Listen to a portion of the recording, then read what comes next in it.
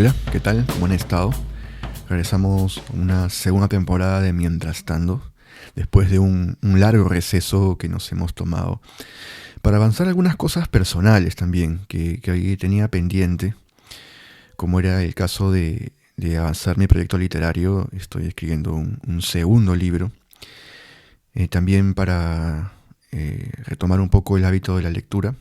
Ahí ha dejado de lado también, y que es bastante importante para alguien que se dedica o que tiene un espacio, un proyecto literario a futuro. También he estado un poco atareado con el trabajo formal. Saben que mientras tanto es un hobby más que otra cosa. Y aprovechando el tiempo también para ver algunas cosas nuevas con el que comenzar esta segunda temporada, observando, informándome sobre lo que acontece en el mundo, tratando de entender el porqué. Y esto haciéndolo a través de videos de YouTube, que sigo algunos podcasts por ahí, también leyendo algunos artículos, pero siempre intentando dejar como que una distancia, un margen de separación con estas personas, a las que considero de alguna manera referentes en parte del contenido que yo consumo, pero que trato de no comerme todo el cuento, ¿no? De no comprar toda la información que ellos me dan y asimilarla como cierta. Sobre todo porque en el mundo de hoy es bastante difícil discernir la información verdadera de falsa, incluso considerando personas que se dedican a la divulgación de una manera sincera, ¿no? Con buenas intenciones, pero que con la cantidad, la vasta información que hay ahora en las redes sociales, en internet, en las plataformas de video, en podcast, es un poquito más difícil poder discernir cuál de estas es correcta o no, ¿no es cierto?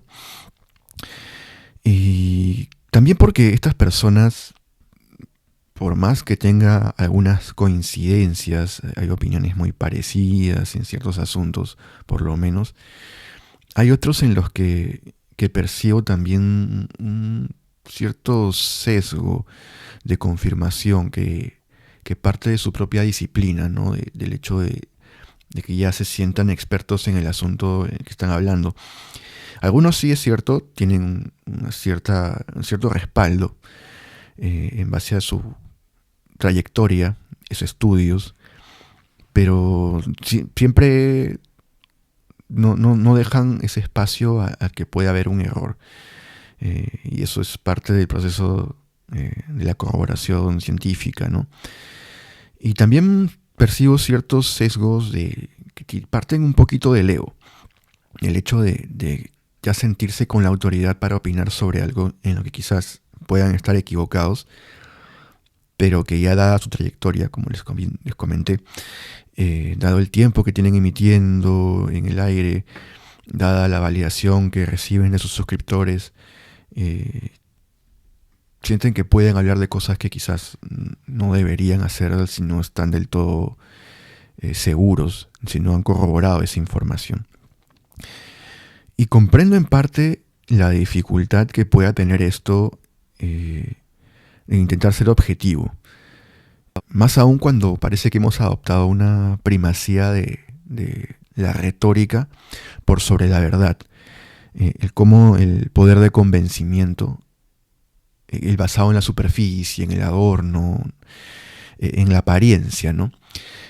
Parece que está por encima de todo, incluso por encima de la verdad, y que es un tema de cómo está adornada la información y si tiene cierta armonía con lo que nosotros esperamos, ¿no? Expectativas que tenemos de cómo debería ser entregada la verdad o la información.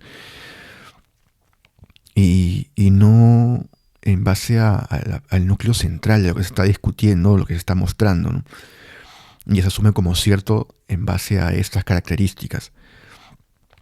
Me ha pasado a escuchar que en una reunión que tuve en este tiempo con mis amistades, uno de estos amigos comentaba sobre un debate que hubo en España, el cual nombraron el debate del siglo, Eran dos posturas, dos españoles en cada lado.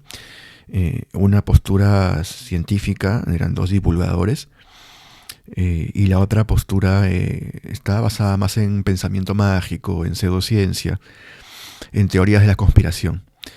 Y esta persona me comentaba que él había visto ganar a la postura anticientífica, a la postura con pensamiento mágico. Me sorprendió un poco viniendo de esta persona, porque para mí es una persona que considero que es bastante razonable. Y, y sí, pues empecé a darme cuenta de que en general, no solamente en este ejemplo que les vengo a dar hoy día, las personas tienden a validar ciertas posturas en base a algunas características específicas que no tienen relación directa con lo que se está discutiendo. En este caso en particular, como era una emisión en vivo en un podcast bien conocido en España, no había ese adorno que pudiera favorecer a algunas de las posturas. Pero lo que sí había en la discusión era el tema de la seguridad, de exposición de ideas. Lo que sí había era un poco el acaparamiento del tiempo, en el alzar la voz, en tratar de demostrar algunos signos de seguridad, como digo, de certeza de que lo que dicen están convencidos de lo que lo dicen. Y es algo bien engañoso, ¿no?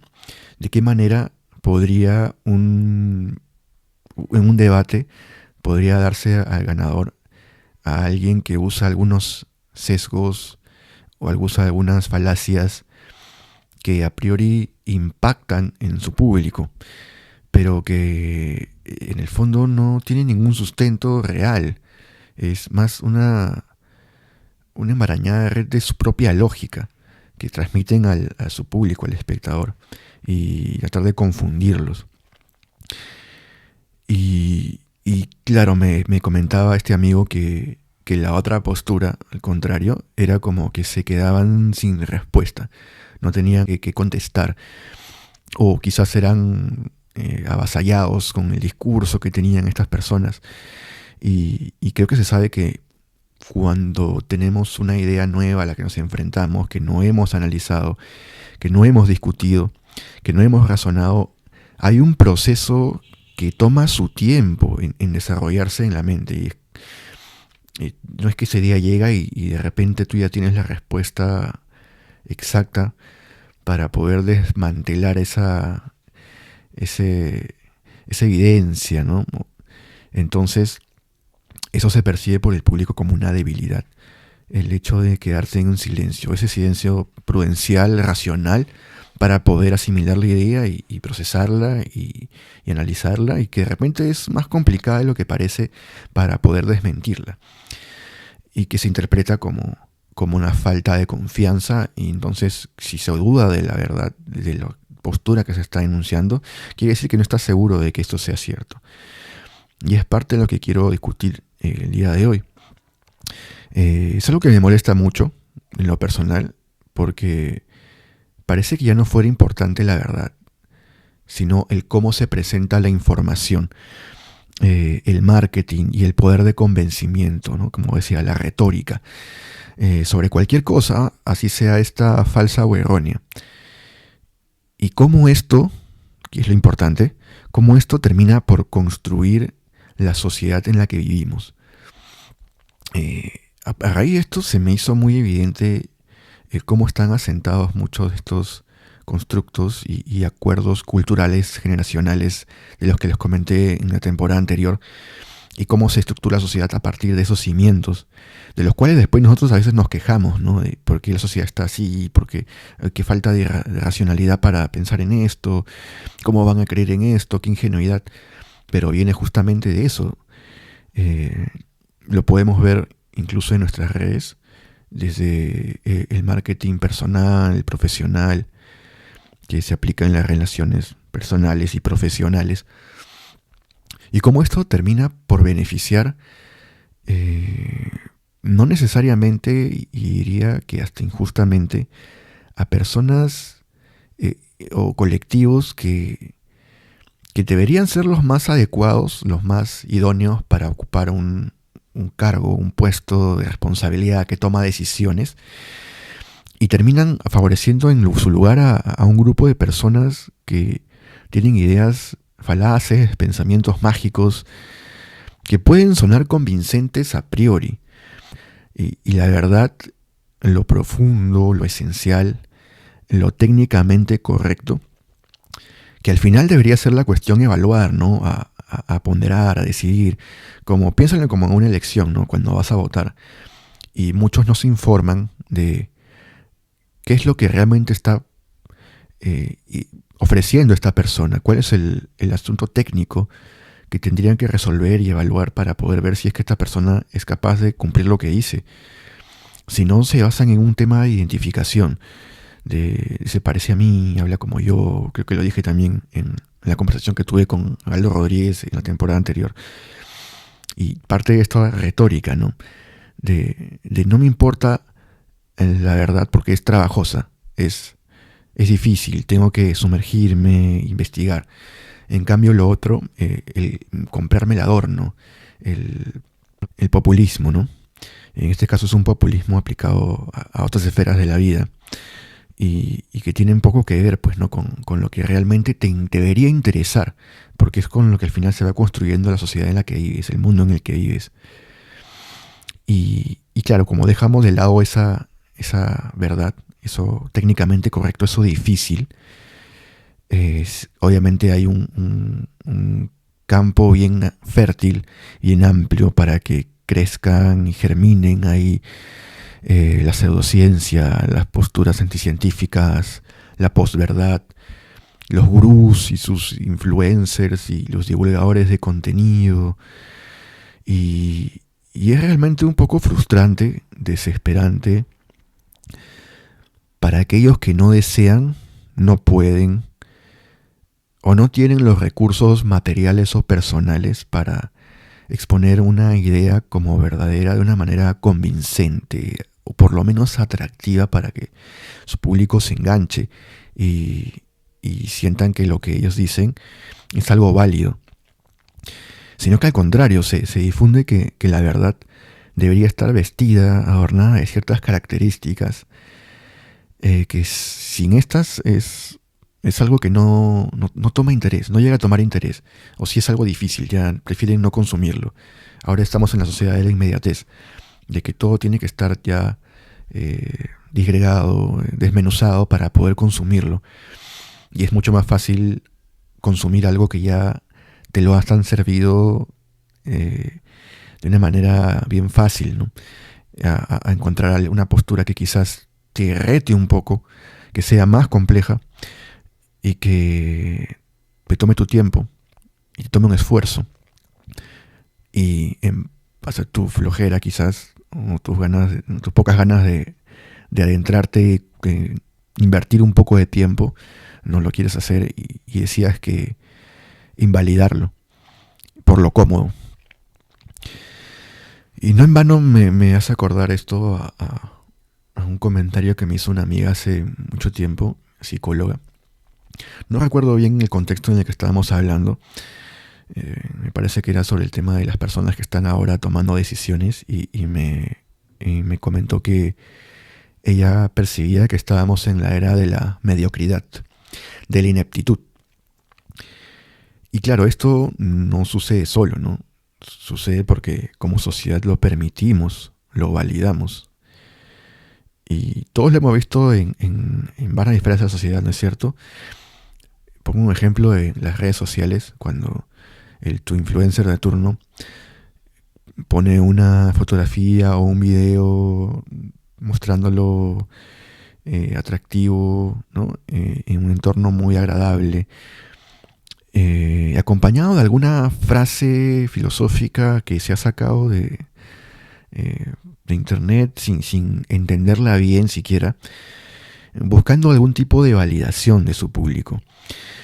Y claro, estos seguidores suelen ofrecerle sus likes en base a la parte estética de esto que están tratando de ofrecer, no en base al contenido central, lo que viene adentro.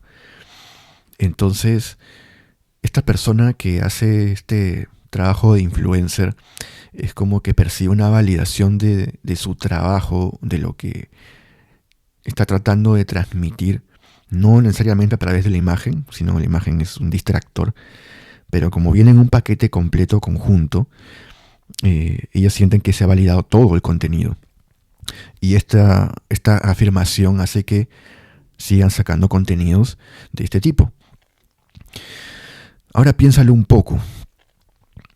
¿Alguna vez has tenido algún prejuicio, has descartado o perjudicado a alguien basándote solamente en la estética, en la apariencia, en el cómo se ve, cómo se oye, en cómo se comunica, en qué te hace sentir, y la impresión que te causa, ¿no? Y no realmente en lo que deberías fijarte? Pensemos desde una entrevista de trabajo, si es que trabajas o has estado en una posición en la que puedas seleccionar a personas para que trabajen en una empresa. Y te fijas en la apariencia, en cosas, en ciertas cosas que son superficiales, ¿no? Y estoy seguro que esto no es una historia ajena, de que en algún momento de tu vida te debe haber tocado en alguna de las dos orillas, siendo tú la persona que tiene estos sesgos, o siendo una de las personas que ha sido discriminada por no tener las características que la persona que está en el otro lado quisiera que tuvieras, ¿no? Ahora, hay un pequeño matiz que el otro día identifiqué a raíz de que estaba viendo un debate que tuvieron en internet, bueno, o lo pasaron por internet, entre Jordan Peterson y Slavoj Zizek. Un tema totalmente diferente al que traigo a colación el día de hoy, pero del que se me quedó el razonamiento de Peterson como una justificación, o me pareció a mí una justificación, sobre la predisposición natural que tienen los organismos vivos hacia ciertas conductas, comportamientos, estructuras. Y en este caso particular él hablaba de las jerarquías y cómo en los organismos vivos tienden a establecerse jerarquías.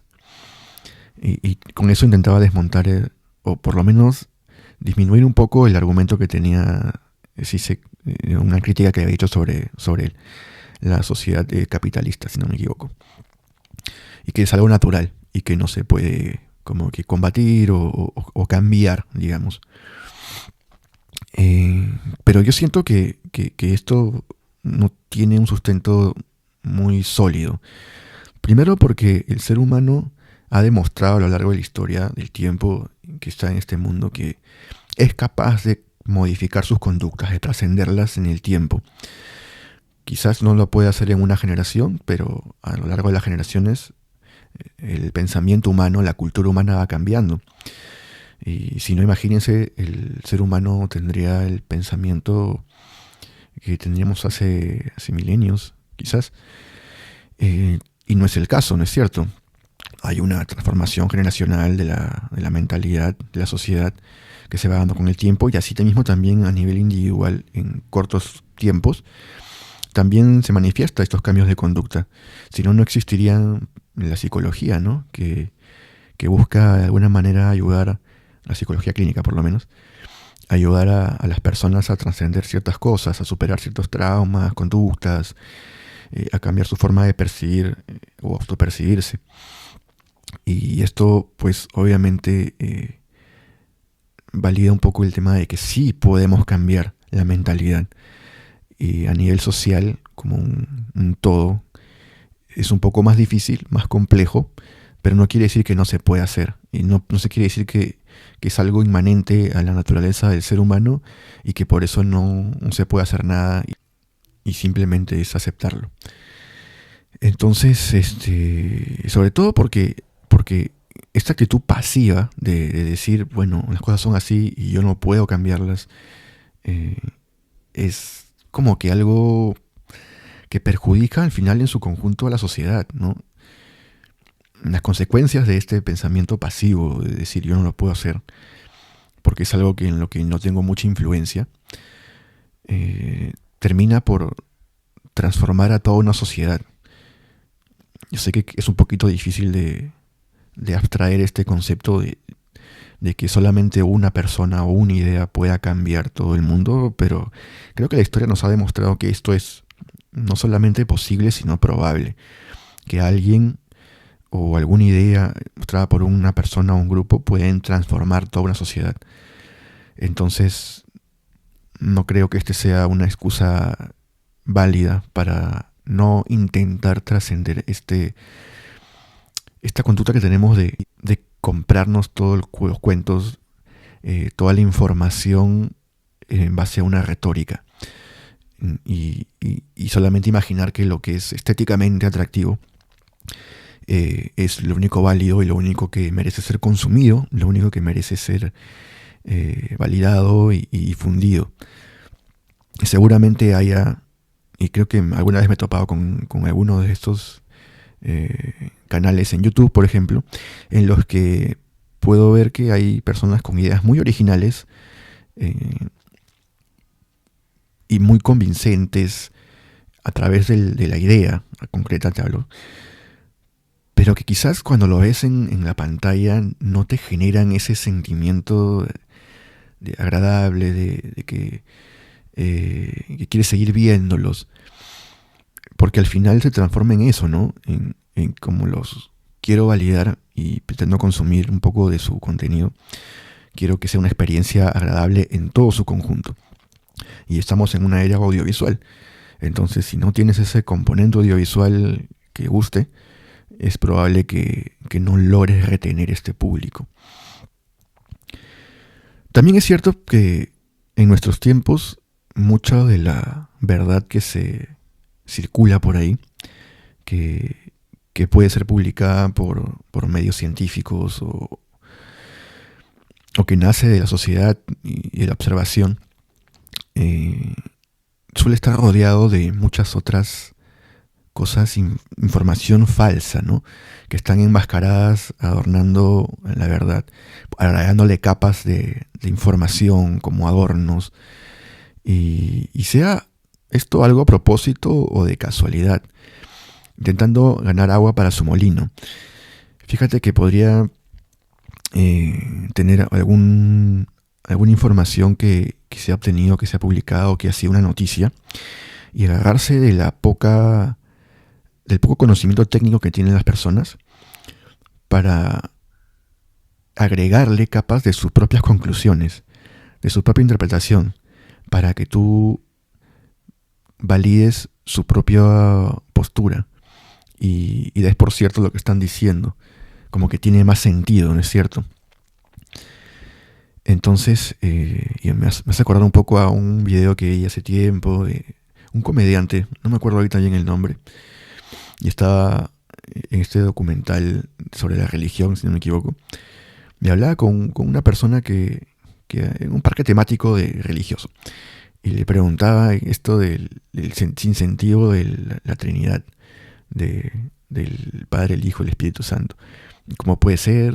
Y la persona sacó del bolsillo una explicación que era como el estado de la materia, el agua, ¿no? Que es hielo, es vapor y a la vez es agua líquida. Y él se quedó como que sin una respuesta en ese momento, ¿no? Porque fue una respuesta ingeniosa, pero que no tenía ningún sentido, ninguna validez a lo que estaban discutiendo. Pero sonó como que convincente, y todo el público que estaba ahí durante la entrevista, porque esto fue en público, en la calle, se quedó como que asombrada diciendo, sí, tiene razón, no, tiene razón. Sí, pues el agua puede estar en 3 estados, pero no una persona o no una entidad así. Pero bueno, el mismo entrevistador también se quedó sin palabras. Ya después, en las conclusiones del video, él hizo esa observación de que sí lo dejó sin palabras, pero igual no tenía ningún sentido lo que decía. Y entonces, como les digo, es gente que empiezan a decir cosas que llegan a ser totalmente absurdas y que pretenden convencerte con todo un hilo argumentativo, y se vale de la confusión, del chispazo de ingenio. Y a veces son cosas peligrosas incluso. Creo que pasó esto también en pandemia, cuando salieron muchos médicos o pseudomédicos a decir algunas barbaridades en base a, como por ejemplo, que un producto, y parecía un poquito a esto de las, no me acuerdo cómo se llama esta corriente pseudocientífica, que dicen que diluyes una sustancia en partes por millón en un frasquito de agua y te tomas eso y te vas sanando de enfermedades. Y salió esto en pandemia del dióxido de cloro y cómo la gente tomaba eso y explicaciones como decían que esto mataba a los gérmenes. Y claro, los mata en la superficie, ¿no? A una concentración adecuada para eliminar a estos microorganismos. Ahora, esta sustancia diluida en esa cantidad es totalmente ineficaz, inocua para esos gérmenes, y que tú la tomes no hace ningún efecto en que vaya a matar a algún virus que no tiene nada que ver con una bacteria además, como fue el caso. Era el virus del COVID, no era una bacteria, así que no lo podía eliminar esta solución. Aparte que sigue el tracto digestivo para acabar en el estómago. El estómago hoy es un ambiente ácido. Pero bueno, había toda una historia que creaban, ¿no? En base a un hecho científico verdadero, como era que el dióxido de cloro se usaba, ¿no?, como una lejía para desinfectar superficies. Y claro, pero estas cosas, cuando son escuchadas a través de un charlatán, un fanático creyente de alguna pseudociencia, y esto todo bajo una iluminación atractiva, con un micrófono que le hace sonar espectacular, con una cámara a toda resolución, con una parafernalia de adornos de ambientación, de encuadre, de vestimenta, que lo hacen ver como alguien confiable, exitoso, e incluso a veces ni siquiera valiéndose de esto, sino que incluso en la fisionomía hay ciertos parámetros en la cara de las personas que tienden a dar un grado de confiabilidad automáticamente. Es algo bien, bien curioso, también muy peligroso, ¿no? Parece que en el pasado hemos aprendido a identificar ciertos rasgos que correspondían con ciertas características en el comportamiento a través de la fisionomía de la cara, como los ángulos de la mandíbula, los pómulos, y cómo estas cosas nos transmiten cierta confianza. Y claro, todo esto con la intención de convencer al espectador, ¿no? Todo este montaje que hacen, o a veces sin el montaje, incluso simplemente la persona es medianamente atractiva y tiene un lenguaje que es consonante con el de su público, y ya los tienen en sus manos. Es como si retroalimentaran ese sistema de creencias y hay simplemente sesgos de confirmación. Y cómo la verdad, cómo lo verdadero, lo técnicamente correcto, podría competir contra esto. Me hace acordar a una frase que era más o menos, venía algo así como que la verdad está llena de dudas, mientras que la mentira está llena de certezas. Esto a raíz de un experimento que se hizo hace un tiempo, en el que buscaban probar cómo pensaban las personas según su forma de razonar. Me trato de explicar un poco mejor. Concluían que las personas a las que les asistía la pseudociencia, el pensamiento mágico, todo un sistema de creencias, eran personas realmente más cerradas a sus propias creencias. Fíjese cómo es esto, ¿no? Se supone que están asociados estos tipos de corrientes a una apertura mental. Sin embargo, se concluyó en el experimento que eran las personas más cerradas de mente. ¿Cómo era esto? Porque todo se quedaba en el discurso. Porque esta apertura mental es para que tú valides su posición. No digas, abre la mente, escucha lo que te estoy diciendo, hay un mundo amplio que descubrir y esto podría ser cierto. Pero estas personas no podían considerar que la postura a la que estaban defendiendo o tratando de informarte podría ser falsa. Ellos estaban convencidos de que era así. Y nada de lo que tú le dijeras podría hacerlos cambiar de opinión. Y al contrario, las personas más racionales, más lógicas, con un coeficiente intelectual más alto, como lo manifestaba este estudio, en este experimento, tendían a dudar mucho de sus conocimientos. Claro, porque interpretaban que ellos no lo saben todo, no son expertos en la materia 100%, incluso la información científica va cambiando con el tiempo, se van haciendo nuevos descubrimientos. Entonces, siempre saben que pueden estar equivocados, que hay un porcentaje en el que cual pueden estar cometiendo un error, incluso en sus razonamientos, o cosas que podrían estar probadas, pero que por lo menos están ensamblando todo un modelo, digamos, ¿no? Pero no está completo.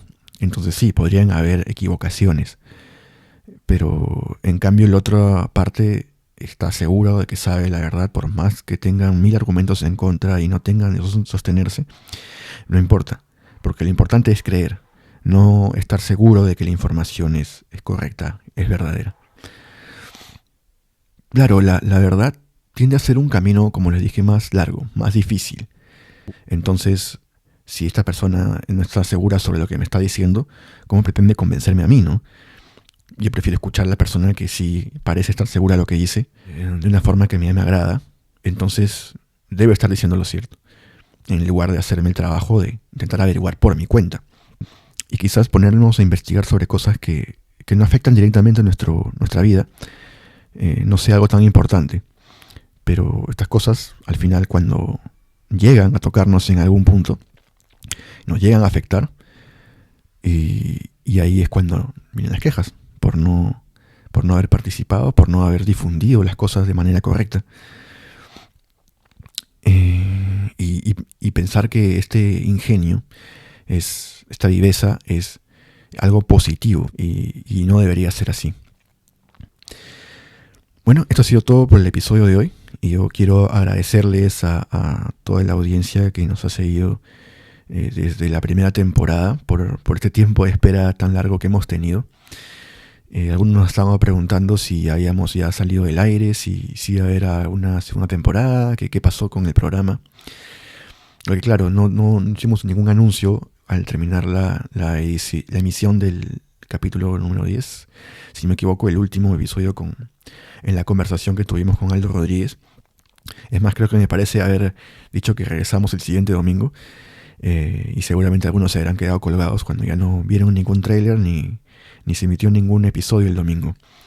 Pero estamos intentando hacer algunas mejoras. Como estamos mostrándolas ahora, ¿no? Tenemos un nuevo equipo de audio. Vamos a emitir ahora en formatos de video también, a los que nos quieran ver. Y estamos preparando algunas cosas nuevas para más adelante.